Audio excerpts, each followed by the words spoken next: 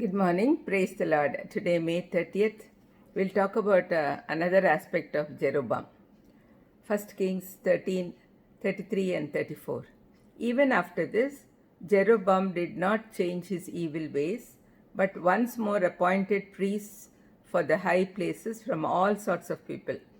Anyone who wanted to become a priest, he consecrated for the high places. This was the sin of the house of Jeroboam that led to its downfall and to its destruction from the face of the earth. Jeroboam didn't learn lessons from what happened in his life and the lives of his predecessors. Under penalty of death, God had forbidden anyone to be a priest who was not from the tribe of Levi. That we see in Numbers 3:10. Perhaps Jeroboam and his priests were ignorant of scripture, or maybe they decided to ignore it. Jeroboam was the first king of the 10 tribes of Israel in the divided kingdom. He had clear warnings from God, but he disobeyed. Yesterday we noted that wherever Jeroboam's name is mentioned, it's often followed with the sentence, "He made Israel to sin." He is compared to all the kings who went against God. He made Israel to sin in 3 ways.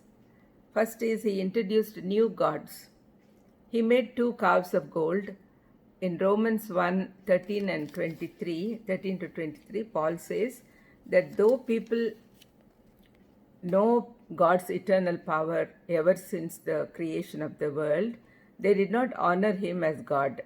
Claiming to be wise, they became fools and exchanged the glory of the immortal God for images resembling mortal man and birds and animals and creeping things. Jeroboam belonged to the nation to whom belongs the adoption, glory, the covenants, and the law. That's what Paul says in Romans 9:4-5. How much greater should his responsibility be? He said about the calves that they were the gods of Israel who brought them out of the land of Egypt. This reminds us about what happened at the foot of Mount Sinai in Exodus 32:4. Jeroboam followed an ancient precedent when he established calf worship at Bethel and Dan. Second is he introduced a new priesthood. He made priests who did not belong to the tribe of Levi, and they functioned at Bethel, which had several sacred associations. It became the center of idolatry. Even now, idolatry will prevail in places where Christ ceases to be the gathering center. Third is he introduced a new feast.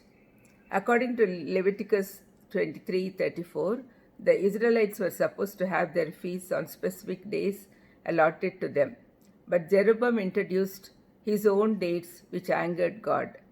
We must avoid setting others a bad example and be equally careful in avoiding the bad examples of other people. Let's pray. Lord, thank you for teaching us about Jeroboam, who was so blessed by you, but because of his disobedience, he lost everything. Yes, Lord, please help us to understand this. You're being so kind to us, so loving to us. Please help us to understand this and reciprocate it. In Jesus' precious name I ask. Amen. God bless you.